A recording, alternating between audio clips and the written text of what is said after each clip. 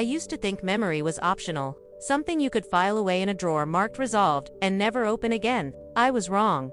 The Gramercy Hotel's rooftop restaurant gleamed with that particular kind of wealth that doesn't need to announce itself. Crystal caught candlelight, silverware whispered against porcelain. Brittany sat across from me in a dress that cost more than most people's monthly rent. Scrolling through wedding venue photos on her phone, her diamond engagement ring 3 carats, flawless, exactly what she'd requested, caught the light as she swiped. Marcus, you're doing it again? Her voice had that practiced patience of someone who'd said the same thing too many times. You're here, but you're not here. I blinked, forcing my attention back to the screen. She was tilting toward me. A vineyard in Napa. Rolling hills. Sunset ceremony. It looked like every other venue we'd toured, but I knew better than to say that. It's beautiful. You said that about the last 3. She set the phone down with more force than necessary. What's going on with you? You've been off all week. Off. That was one way to describe it. The truth was messier. At 42, I'd built exactly the life I was supposed to want. Penthouse overlooking Central Park. Whitfield Properties had just closed a $20 million deal in Tribeca. Brittany was beautiful, successful, the kind of woman who looked perfect in photographs. We'd met at a charity gala. Her modeling career had transitioned seamlessly into lifestyle influencing, and she had 500,000 followers who watched her curate our supposedly enviable existence. But lately, something had been shifting. Dreams I couldn't quite remember. A tightness in my chest that expensive scotch couldn't dissolve. My therapist called it success anxiety. I called it nothing, and scheduled fewer appointments. Just work. I lied, reaching for her hand across the table. The Tribeca deal has some complications. She softened slightly, her fingers intertwining with mine. You work too hard. That's why this wedding is important. We need to focus on us. She picked up her phone again. So Napa or the Hamptons? We need to decide tonight. The planner is waiting. I opened my mouth to answer, but my phone buzzed. A text from Dan, the doorman at my building. Unusual. Dan had worked there for 15 years and had never texted me once. Mr. Whitfield, there's a situation at the entrance. You should come when you can. I have to go. The words came out before I'd fully processed them. Brittany's face shifted through several expressions: surprise, annoyance, resignation. Now Marcus, we're in the middle of, I'm sorry. It's the building. Something's wrong. I was already standing, pulling out my wallet, dropping bills on the table without counting them. I'll call you. She said something else, but I was already moving toward the elevator. That tightness in my chest constricting tighter. I told myself it was nothing. A plumbing issue. A noise complaint? Dawn was being overly cautious. The drive from the restaurant to my building took 12 minutes. I counted every one. The city blurred past my windshield, 1,000 lit windows, each one a life I'd never need to know. My world was insulated, protected. I'd worked hard to build those walls.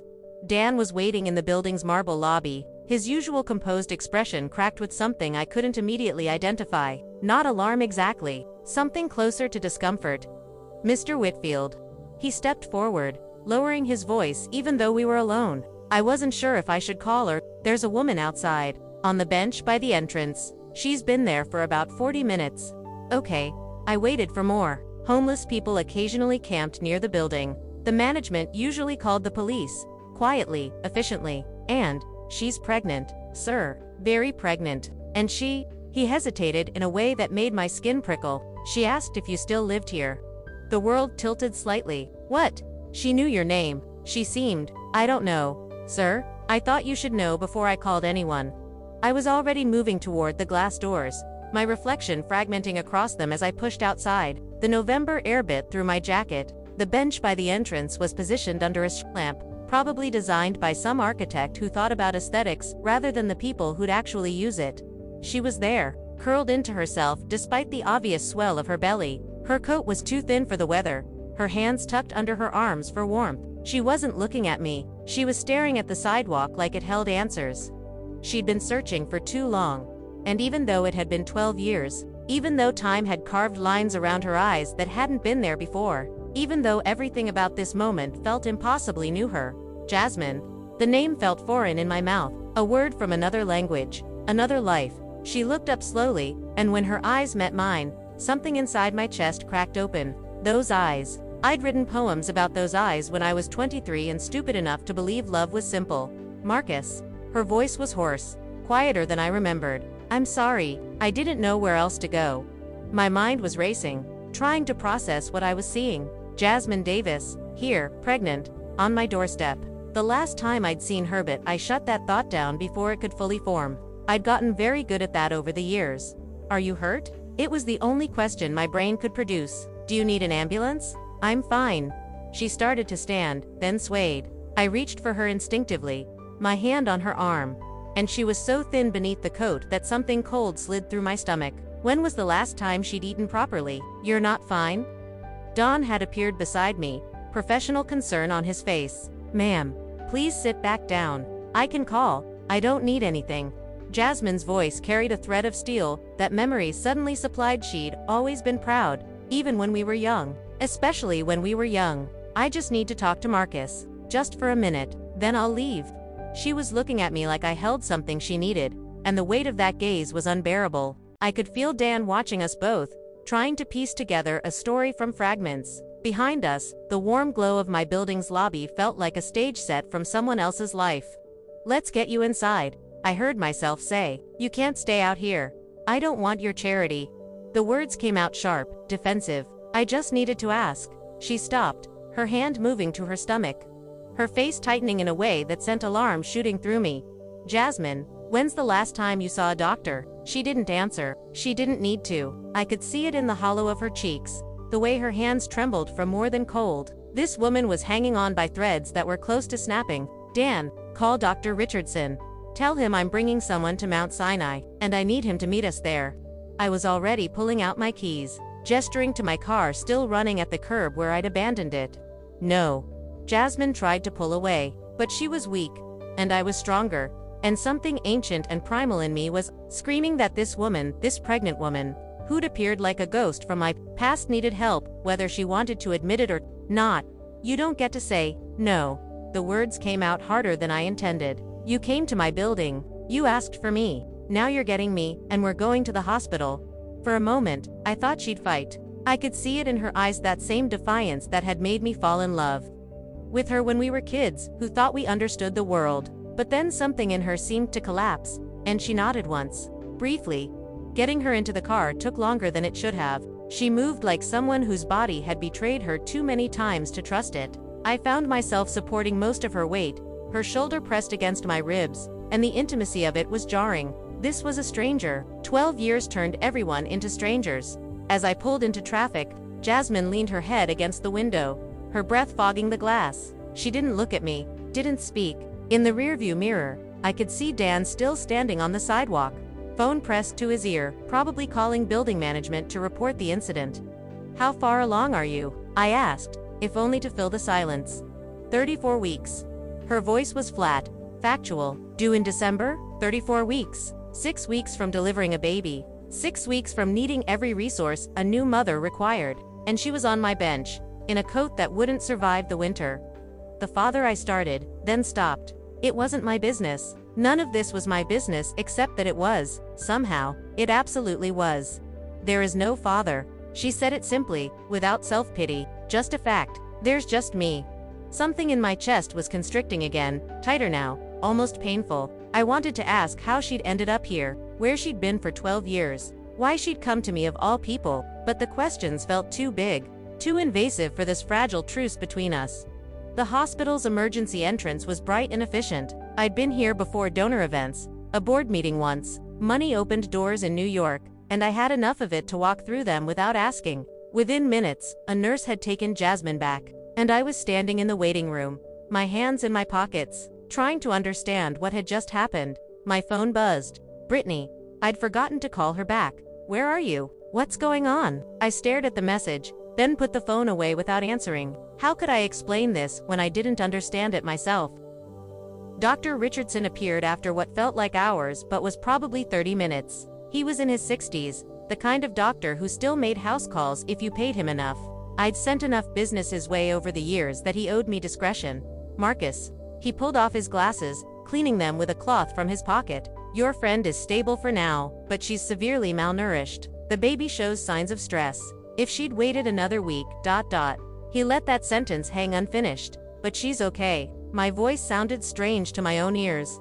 For now, we're giving her fluids. monitoring the baby. But Marcus, she needs more than emergency intervention. She needs consistent care. Shelter. Food. This woman is on the edge. I nodded, though I wasn't sure what I was agreeing to. Can I see her? 5 minutes. She needs rest.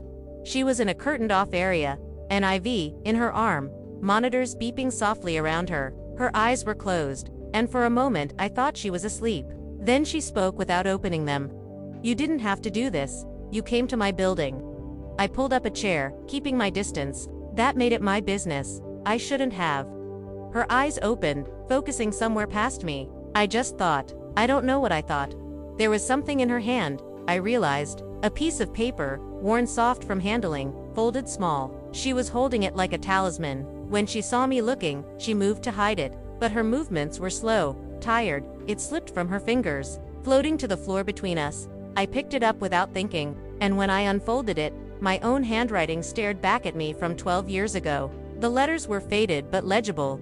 I'll be back, I promise. The room seemed to tilt. The beeping of the monitors faded into white noise. I was holding evidence of a promise I'd forgotten I'd made. A piece of paper that had survived 12 years while everything else had dissolved. Jasmine, I started, but I had no idea how to finish that sentence. She was watching me now, her eyes too bright, glassy with exhaustion or tears or both. I know it's stupid, keeping it, but it was all I had for a long time. Proof that someone had promised to come back. I didn't. The words felt like stones in my mouth. Come back. No. She took a shaky breath. You didn't. Footsteps approached from beyond the curtain. Dr. Richardson's voice. Marcus, she needs to rest. I stood, still holding the note, and Jasmine didn't ask for it back. Our eyes met, and in that moment, something passed between us that I couldn't name. Not forgiveness, not understanding, just acknowledgement that we'd once known each other, and that knowing had left scars neither of us had fully examined. As I walked out of the hospital, the note folded carefully in my pocket, my phone buzzed again. Brittany, then my assistant, then Brittany again. The world I'd built so carefully was already starting to crack at the edges, and I hadn't even begun to remember why I'd written that promise in the first place. But I would remember. That was the thing about the past, it didn't actually stay buried. It just waited. I didn't go home that night. I sat in my car in the hospital parking garage, engine off, hands on the steering wheel, staring at nothing. The note was still in my pocket. Every time I shifted, I could feel it there, a small square of paper that weighed more than it should. My phone had stopped buzzing around midnight. Brittany had given up, or gone to sleep, or decided I wasn't worth the effort. I'd deal with that tomorrow. Tonight, I was trying to remember what I'd spent 12 years trying to forget.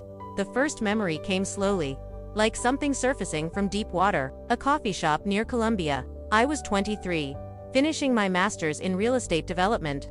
Convinced I was going to change the world through sustainable urban housing. Naive didn't begin to cover it.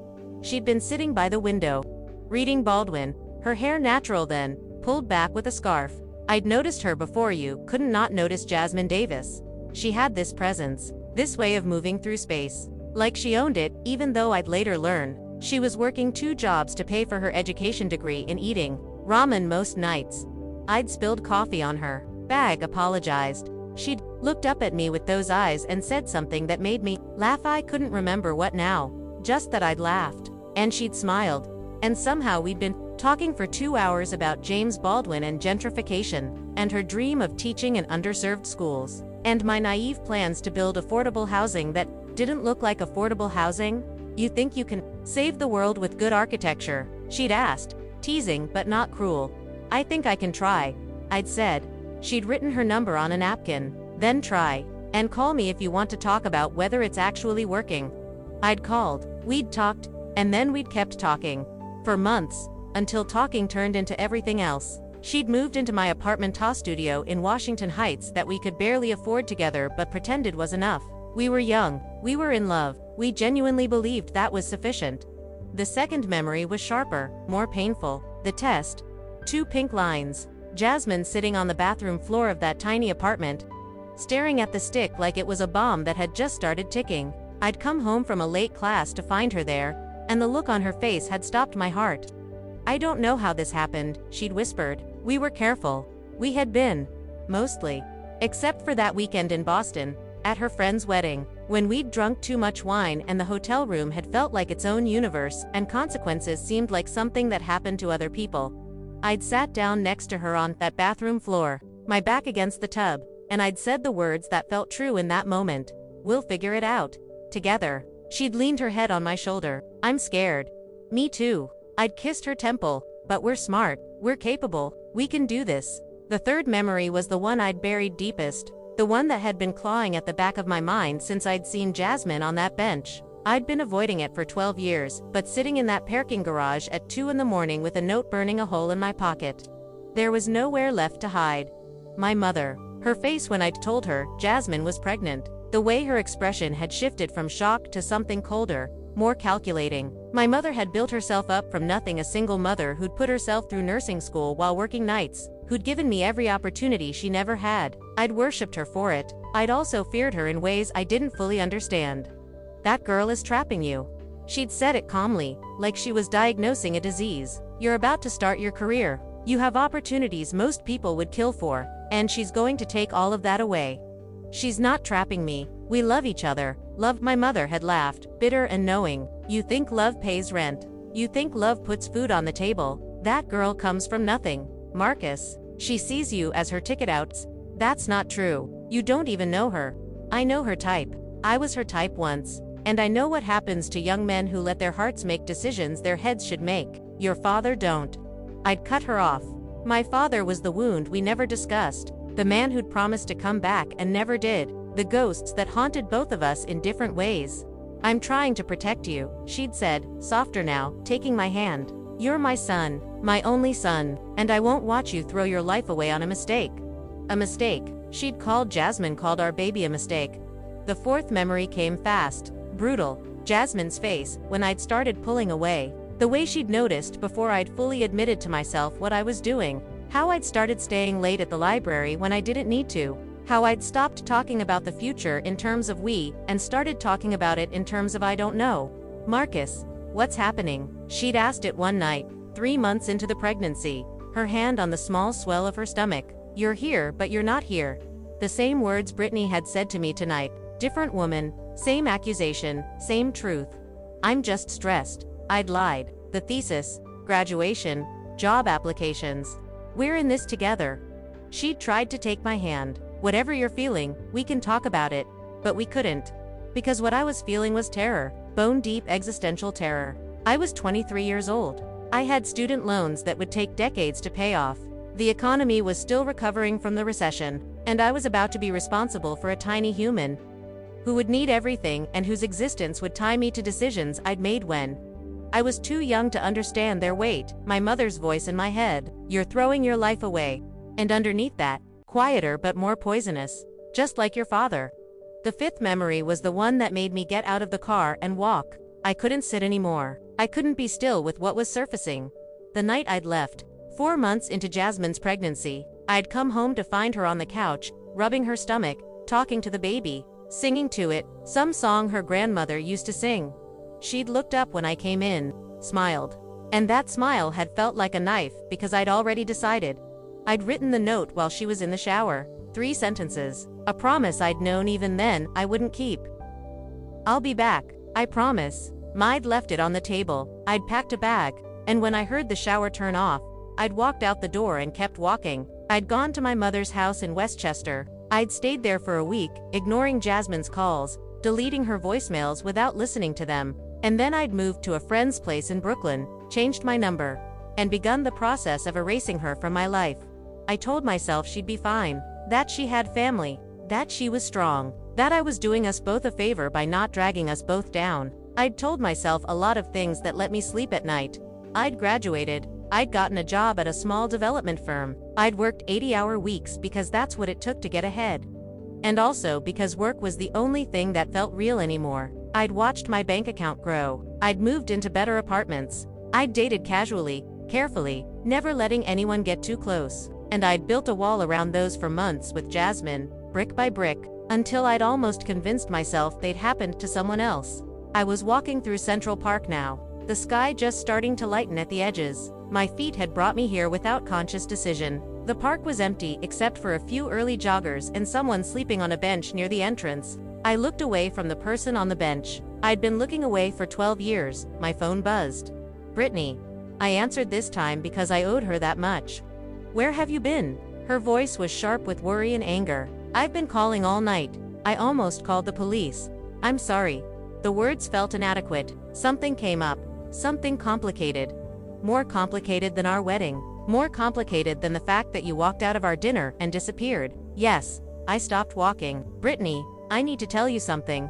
The pause on her end was loaded. Is there someone else? Not in the way you think. I sat down on a bench, watching the sun break over the skyline. There's someone from my past. Someone I hurt very badly. And she showed up last night, and I can't ignore it. Who? Her name is Jasmine. We were together in grad school. She was pregnant. The words felt like they were being pulled out of me with pliers. I left her. Another pause, longer this time. You have a child. I don't know. And that was the truth. I left before she had the baby. I never looked back. Jesus. Marcus. Brittany's voice had changed. Quieter now. Almost shocked. What do you mean you never looked back? I mean I left. I changed my number. I moved on. And I told myself for 12 years that it was the right decision. And now she's on my doorstep. 8 months pregnant. Homeless. And I'm the only person she thought to come to. So no. Brittany. I can't just move on. I have to deal with this. Deal with what? You're not responsible for some woman who shows up out of nowhere expecting you to save her. The words hit wrong. They sounded like something my mother would say. They sounded like the voice in my head that had let me walk away 12 years ago. I have to go, I said. I'll call you later. Marcus, don't you dare hang up on. I hung up. I turned off the phone. And I sat there as the park filled with people starting their days, their morning runs, their ordinary lives that didn't include ghosts demanding answers. By the time I made it back to the hospital, it was almost 8. I hadn't slept. I probably looked like hell. The nurse at the station gave me a skeptical look but didn't stop me when I headed toward Jasmine's room. She was awake, sitting up in bed, looking stronger than she had the night before, for fluids and a night of rest had brought color back to her face. She watched me approach, her expression guarded. You came back, she said it flatly, without inflection, not quite surprise, not quite anything. I said I would. I pulled up the same chair from last night. How are you feeling? Better? The doctor says the baby's okay. They want to keep me another day for observation, but then I can go. Go where? She looked away. I'll figure something out. I always do. Jasmine. I leaned forward, trying to catch her eye. Where have you been living? A shelter in Brooklyn. Sometimes, when there's room. Other times, it depends. The casual way she said it made my stomach turn. For how long? Does it matter? Yes, it matters. How did you? I stopped, recalibrated. I need to understand what happened. After I left, I need to know.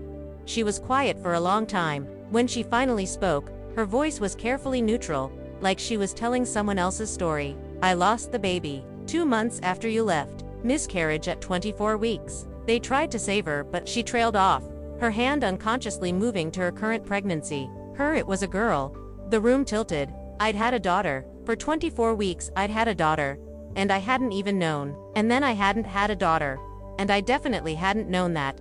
Jasmine, I don't. She held up a hand. Don't apologize. Don't tell me you're sorry. It was 12 years ago. I've processed it. I've moved on. You kept my note. That was stupid. I know. Her eyes met mine, and there was something fierce in them now. But yes, I kept it. Because for a long time it was the only thing that made me feel like I hadn't imagined you. Like we'd been real. We were real, were we? Because from where I'm sitting, Marcus, it looks like I was real. You were just passing through.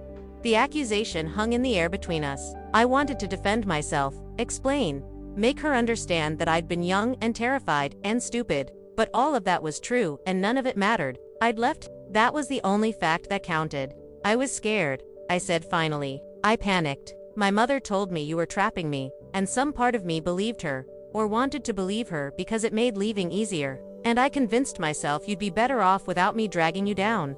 Better off.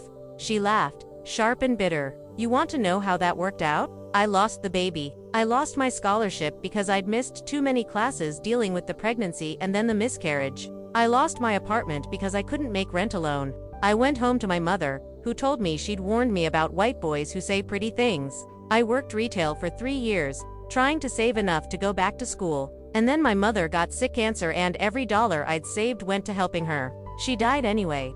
Each sentence was a blow. I sat there and took them because I deserved every single one. After she died, I tried again. Got a job as a teacher's aide, got into a certificate program, started building something. And then I met someone, not a romance, just a friend, or so I thought. He offered me a place to stay while I finished the program. Turned out, he wanted more than friendship. When I said no, he kicked me out. That was 2 years ago. She gestured to her stomach. This baby is from someone else. Someone I thought might be different. He wasn't. I'm sorry. The words were pathetic, insufficient, but they were all I had. I don't want your sorry, Marcus. I didn't come to you for that. I came because... She stopped, her jaw tightening. I don't even know why I came. It was stupid. I was having contractions last night, false labor, and I was scared. And your building was close to the shelter. And some insane part of me thought maybe after 12 years you'd grown into someone who kept promises. I want to help. I don't want your help. Then what do you want? She looked at me for a long moment. I want to go back in time and never meet you. I want to undo every choice that led to me being in this bed, in this situation, depending on anyone. But since I can't have that, I'll settle for you leaving me alone so I can figure out my next move without you complicating it. I should have left. That's what she was asking for. But something in me refused to move. Maybe it was guilt. Maybe it was the lingering ghost of the love I'd felt when we were kids. Maybe it was just the terrified recognition that if I walked away now, I'd spend the next 12 years trying to forget this conversation too. I'm not leaving. The words surprised me as much as they seemed to surprise her. You can tell me to go. You can refuse my help, but I'm not disappearing again. Not this time. Why? Because your conscience finally woke up. Maybe. Or maybe because I spent 12 years pretending I wasn't the kind of person who abandons pregnant women, and last night proved I was lying to myself. I pulled the note from my pocket, unfolding it. You kept this for 12 years. You could have thrown it away. You should have, but you didn't. I told you that was stupid. It wasn't stupid, it was hope. Misplaced, maybe, but hope. And I owe it to that hope and to the girl I promised to come back to at least try to do the right thing now. Jasmine's eyes had gone bright with unshed tears. The right thing would have been staying 12 years ago. You're right, it would have, but I can't change that. I can only change what I do right now. And what's that? You're going to write me a check, set me up in an apartment, and feel better about yourself. Pay off your guilt in monthly installments. The accusation stung because part of it was true. Money was the only language I really spoke anymore. It was how I solved problems, smoothed conflicts, made things go away. But Jasmine wasn't a problem to be solved. She was a person I'd broken, and money couldn't fix that. I don't know what I'm going to do. I folded the note carefully, then held it out to her. But I'm not running this time, even if you want me to. She didn't take the note. For a long moment, we just looked at each other. Two people who'd once known each other completely, and now were strangers negotiating the wreckage of choices neither of us could undo. Finally, she spoke, her voice tired. My baby is due in 6 weeks. I need a place to stay. I need prenatal care. I need about 1,000 things I don't have money for. And yes, part of me hates that I'm even considering accepting help from you. But I'm 8 months pregnant and exhausted and out of options. So if you actually mean what you're saying, if you're actually going to stay this time, then prove it. Set me up with what I need, and then leave me alone to raise my child.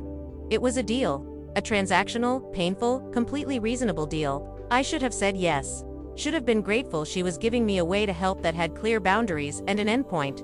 Instead, I heard myself say, what if I want to be more involved than that? Her laugh was sharp, disbelieving. Involved? Marcus, you don't get to be involved. This isn't your baby. This isn't your life. You gave up the right to be involved 12 years ago. I know. My hands were shaking. I pressed them against my thighs. I know I don't have rights here. I know I burned every bridge I had with you. But that girl, our daughter, I never even knew she existed until this morning. And now I do know, and I can't unknow it. I can't pretend it doesn't matter. She's gone, Marcus. She died 12 years ago. There's nothing you can do about that now, but this baby isn't gone. And maybe I stopped, afraid of what I was about to say, but needing to say it anyway. Maybe I can't fix what I broke with you. Maybe I can't bring our daughter back, but maybe I can keep history from repeating. Maybe I can be present for this child in a way I wasn't for mine. This isn't your child, I know, but you're alone. and scared. And whether you want to admit it or not, you came to me because some part of you thought I might actually help this time, so let me, not as a father, not as someone with claims. Just as someone who owes you a debt he can never fully repay but wants to try anyway. Jasmine closed her eyes, tears finally spilling over. When she opened them again, the fierce anger had given way to something more complicated: exhaustion, maybe, or the first crack in walls she'd been building for as long as I'd been building mine. I don't trust you. You shouldn't, and I won't forgive you. I don't deserve forgiveness, but I need help. And you're offering it. And I'm too tired to keep fighting when I don't have the energy for it. It wasn't acceptance. It wasn't even agreement, but it was a door left open, just a crack. And that was more than I'd had any right to expect. Over the next 3 days, I learned what Jasmine's life had become. The shelter she sometimes stayed at had a 2-night maximum before you had to leave for a week. She'd been sleeping in the subway on the nights when she couldn't get a bed. She'd been eating at soup kitchens. Her prenatal care had consisted of a free clinic she'd visited twice in 8 months. Because the waits were too long and she couldn't afford to miss work, the work was house cleaning, cash under the table, for people who didn't look too closely at the woman scrubbing their toilets. I set her up in a hotel. Nothing fancy, she'd refused when I suggested somewhere nicer, just a clean room with a bed, and a bathroom and room service she could call when she was hungry. I paid for 3 months up front. I scheduled appointments with Dr. Richardson for weekly checkups. I opened a bank account in her name and deposited enough to cover immediate expenses. And through it all, Jasmine accepted with a stiff, uncomfortable gratitude that made clear she wished she didn't need any of it. Brittany called every day. I answered less and less.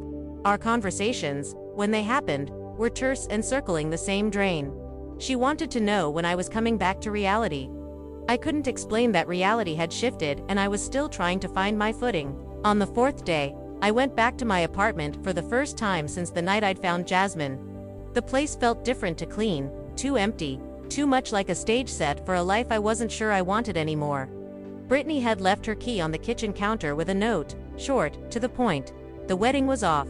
She couldn't marry someone who'd checked out of their relationship to deal with a past he'd never mentioned. I should have felt something. Grief, regret, relief. Instead, I just felt numb. My mother called that night. I'd been avoiding her too, but I was out of emotional energy to keep dodging. She knew something was wrong the moment I answered. What's going on with you? Not hello, not how are you. Just the question, sharp and demanding. Brittany's mother called me, said the wedding is off, said you've been acting strange. It's complicated, uncomplicated. I almost laughed. Remember Jasmine? The girl I was dating in grad school. The pause on her end was ice forming. What about her? She showed up at my building last week, pregnant, homeless, and you're helping her. Not a question. An accusation. Yes, Marcus. My mother's voice shifted into the tone she used when she thought I was being particularly stupid.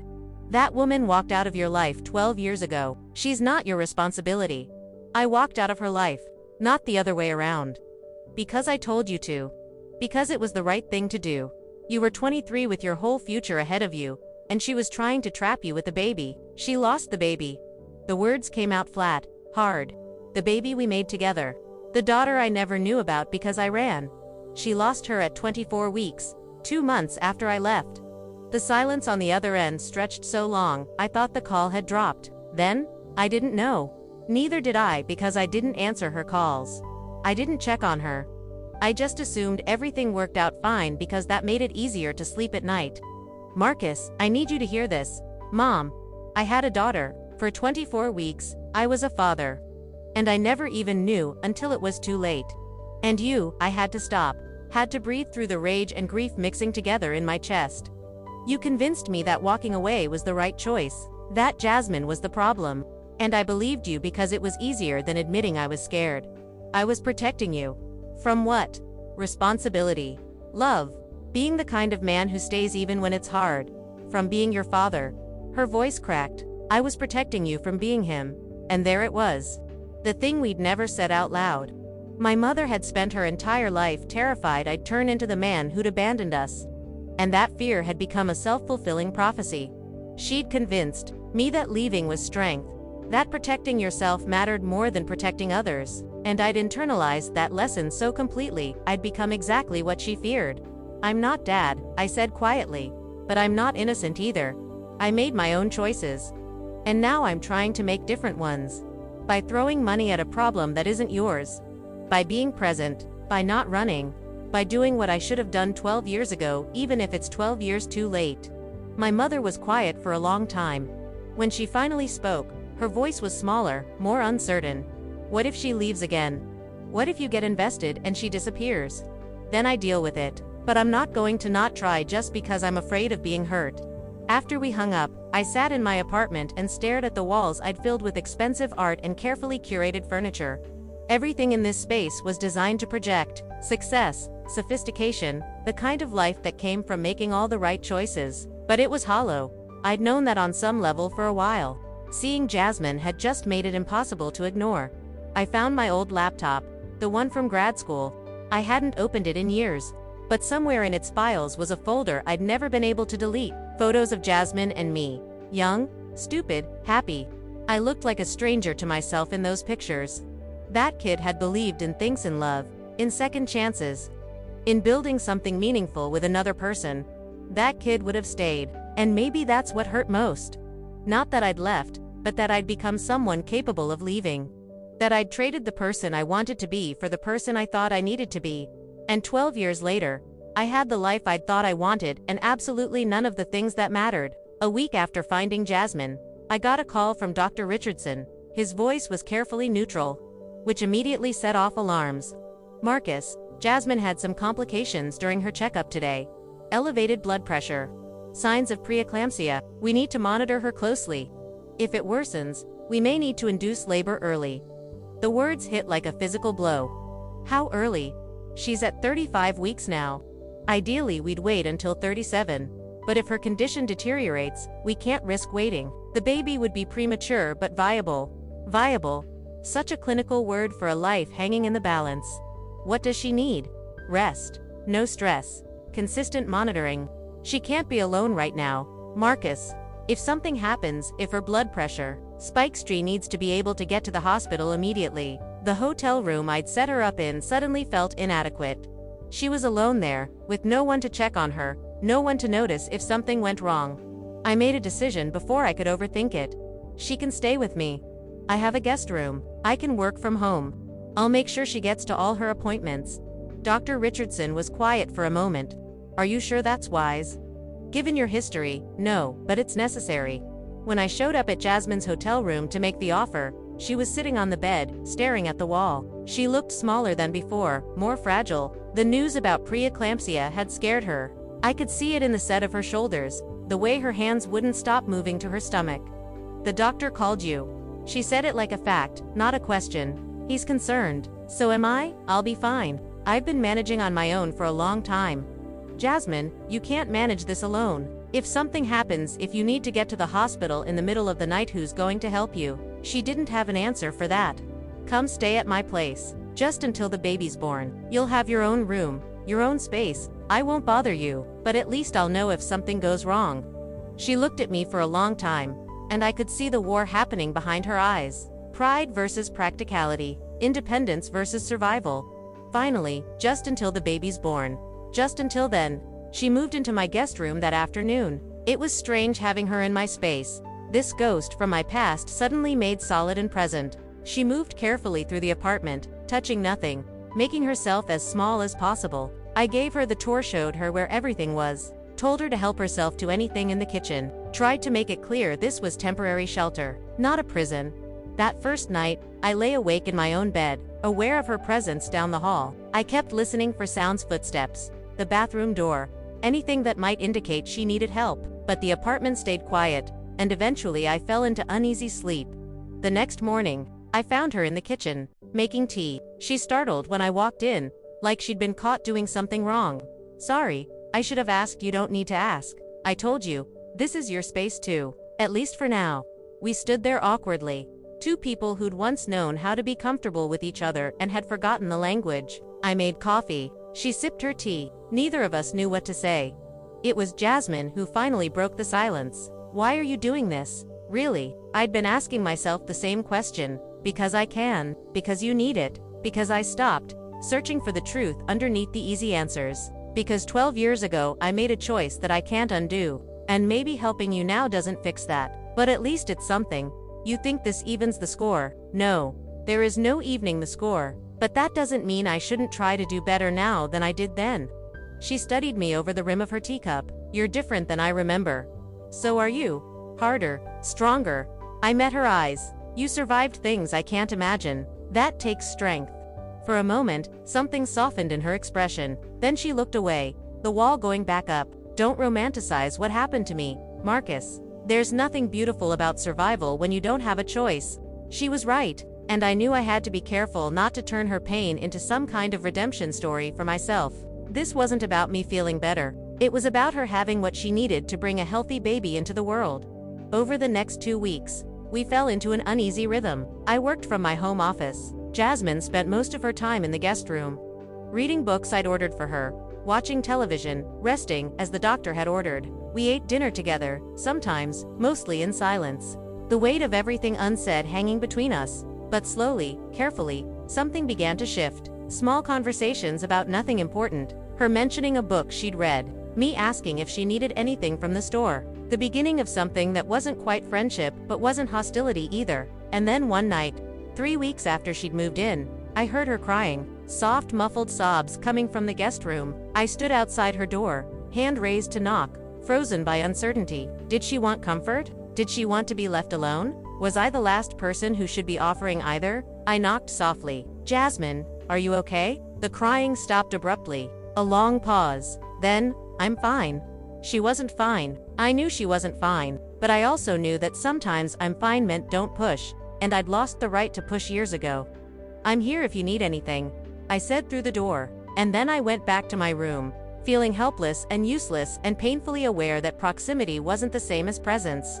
That sharing space wasn't the same as sharing pain. But I was here, for whatever that was worth, and this time, I wasn't leaving.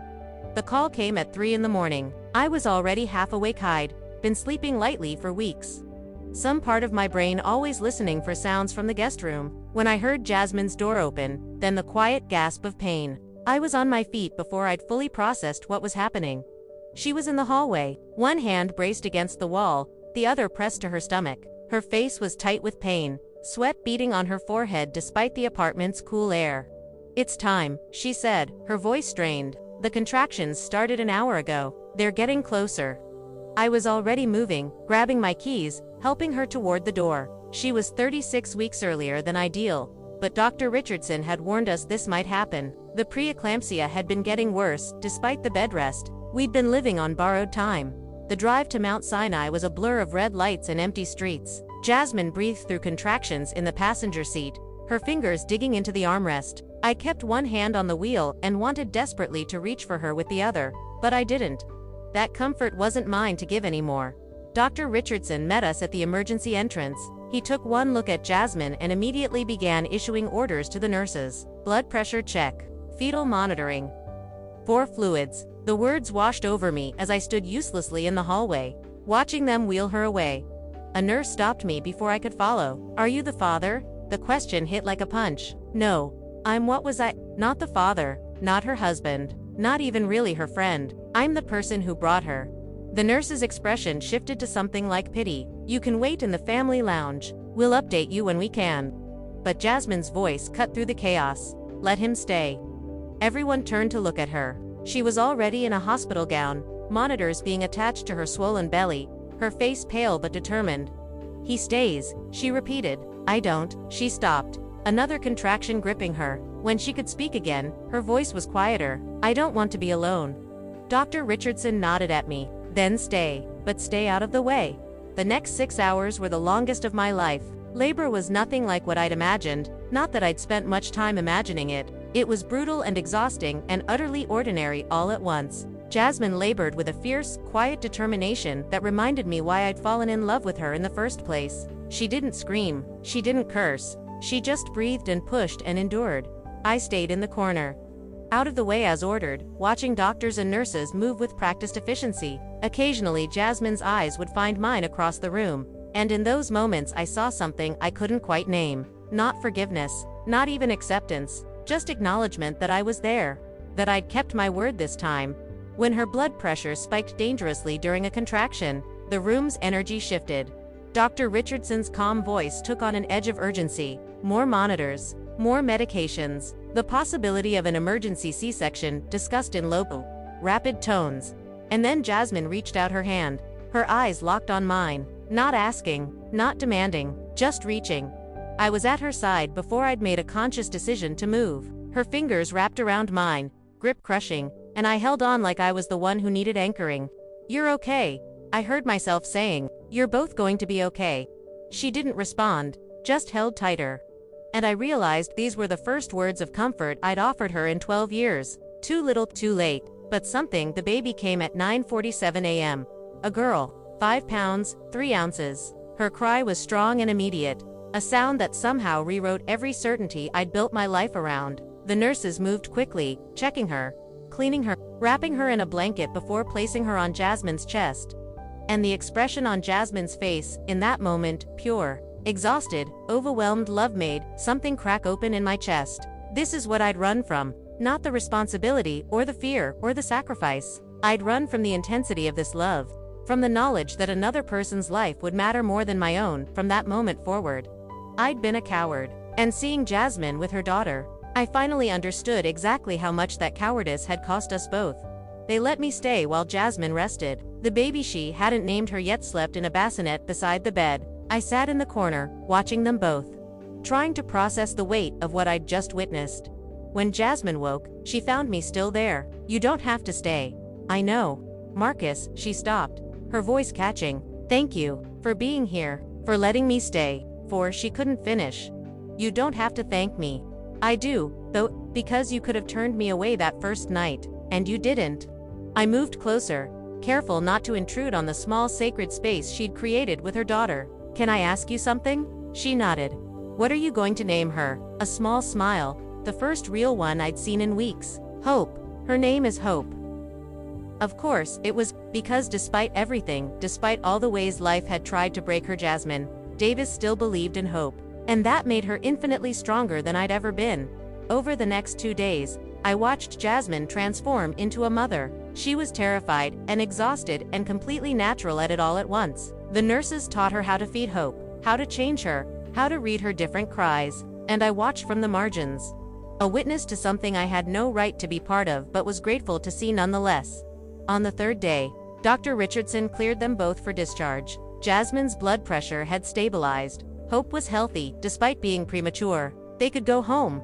Except Jasmine didn't have a home. We both knew it. The hotel room I'd rented had expired. The shelter wouldn't take a woman with a newborn. And my apartment tower unspoken arrangement had only ever been temporary. Made the decision driving them back from the hospital. Hope's car seat secured in the back, Jasmine silent in the passenger seat. "Stay," I said. "Not for a few weeks. Not temporarily. Just stay." She turned to look at me, confusion and wariness warring in her expression. "Marcus, I'm not asking for anything. I'm not trying to." I gripped the steering wheel harder. "I have a 3-bedroom apartment that's mostly empty. You need a place for you and Hope. Let me give you that. I can't just live off your charity. It's not charity. It's." I stopped at a red light, finally meeting her eyes. "It's me trying to do one thing right. One thing that actually matters." And what happens when you get tired of having us around? When this novelty of playing savior wears off? The accusation stung because there was truth in it. How did she know I wouldn't get bored? How did I know? What guarantee could I possibly offer after abandoning her once before? I don't have a good answer for that, I admitted. All I can tell you is that I'm not the same person I was 12 years ago. And maybe I'll mess this up too. Maybe I'll disappoint you again, but I'm asking for the chance to try. She was quiet for so long I thought she'd refuse. Then, barely audible, "Until I can afford my own place. That's the deal. I stay until I can save enough to leave on my own terms." "Okay. And you don't get to be her father. You don't get to play daddy because you feel guilty about the daughter you lost." The words cut deep because they were fair. "I know, but you can be." She struggled with the word, "present." "You can be present." It was more than I deserved and exactly what I needed. I can do that. The first weeks were harder than either of us anticipated. Hope was colicky, crying for hours at night. Jasmine was exhausted, her body still recovering from labor. Trying to figure out breastfeeding and sleep schedules and all the impossible mathematics of early motherhood. I did what I could: grocery shopping, cooking meals Jasmine barely touched, holding hope when Jasmine needed to shower or sleep for more than 20 minutes. We didn't talk much. The apartment felt too small and too large at the same time, filled with the sounds of a baby but empty of any real connection between the two adults sharing the space. But then one night, around 2 a.m., I heard Hope crying. And I heard Jasmine crying too. Soft, defeated sobs that spoke of exhaustion beyond what sleep could fix. I knocked on her door. "Can I help? I don't know what she wants." Jasmine's voice was raw. "I've fed her, changed her, rocked her. I don't know what else to do. Let me try." She handed Hope to me, and I walked the apartment with her. This tiny human who'd somehow become the center of my entire world, despite not being mine. I hummed some song I didn't even know I remembered. Dawned gradually. Incrementally, Hope quieted. Her eyes, dark and unfocused, stared up at me, and something in my chest that had been locked tight for 12 years loosened. Just slightly. When I brought her back to Jasmine's room, Jasmine was sitting on the bed, face in her hands. "She's asleep," I whispered. Jasmine looked up, and the gratitude in her eyes was almost painful to see. "How did you?" "I have no idea. Luck. Probably. Stay." The word came out before she'd seemed to decide to say it. "Just for a minute. I don't want to be alone." So I sat on the floor beside her bed, Hope still in my arms. And for the first time since Jasmine had appeared on my doorstep, the silence between us didn't feel like a minefield. It felt like a beginning. "I'm scared," she said finally. "Of messing her up. Of not being enough. Of," she stopped, "of me leaving again." "Yes." I looked down at Hope's sleeping face, this perfect small person who deserved so much better than the chaos adults created. "I can't promise I'll be perfect. I can't even promise I won't make mistakes. But I can promise I'm not leaving. Not unless you tell me to go." "Why? Why does this matter so much to you now?" It was the question I'd been asking myself since that first night. "Because I spent 12 years running from the hardest thing I've ever had to face. And when you showed up on my doorstep, I realized I'd been running from myself. From the person I was supposed to be." I looked up at her. "You're right that I don't get to be Hope's father. But maybe I get to be the person I should have been for our daughter. Maybe that's worth something." Jasmine was quiet for a long time. Then, "Our daughter. That's the first time you've called her that. Like she was real." "She was real. And I never honored that. I'm sorry. I named her," Jasmine said softly. "After I lost her, the nurses said I didn't have to, but I needed to. I called her Grace. Because even though I only had her for those months, she was Grace to me. She made me believe in love again, even after you left." Grace. Our daughter's name had been Grace. "I wish I'd known her," I said. "Even just for those months you carried her. I wish I'd been there." "So do I." 6 months passed. Then a year. Jasmine got a job teaching at a charter school in Brooklyn. She saved money with the fierce determination of someone who'd learned financial security was the only real safety net. She started looking at apartments she could afford. And I tried not to think about what it would mean when she found one. Hope grew. She smiled at me when I came home from work. She reached for me when I walked in the room. And I was careful, so careful not to overstep, not to claim more space in her life than Jasmine offered. But I was there. 4 late-night diaper changes and early morning bottles. For first laughs and first teeth. For the ordinary, impossible miracle of watching a small person become herself. One night, Jasmine found me in the living room, looking at apartments on my laptop. Different apartments, bigger ones. "What are you doing?" she asked. "I'm thinking of moving. This place is too." I gestured vaguely. "I don't know. It doesn't feel right anymore." She sat down beside me, looked at the listings. They were all 3-bedroom apartments in family-friendly neighborhoods. Places with good schools and parks. Places nothing like my current penthouse. "Marcus." Her voice was careful. "What are you doing?" "I'm trying to figure out how to build something that matters. Instead of just accumulating things that don't." "And you think a different apartment is the answer?" "I think being the kind of person who considers what a child needs before deciding where to live is a start." She closed my laptop. "I've been saving. I'll be able to afford my own place in a few months. You don't have to rearrange your life." "What if I want to?" "Want to what?" "Stay in your life. In Hope's life. Not as some obligation you accepted because you were desperate, but because I struggled with the word. Because we're something. Maybe not what we were. Maybe not even friends yet. But something." Jasmine looked at me for a long time. "You hurt me. More than I knew it was possible to be hurt." "I know.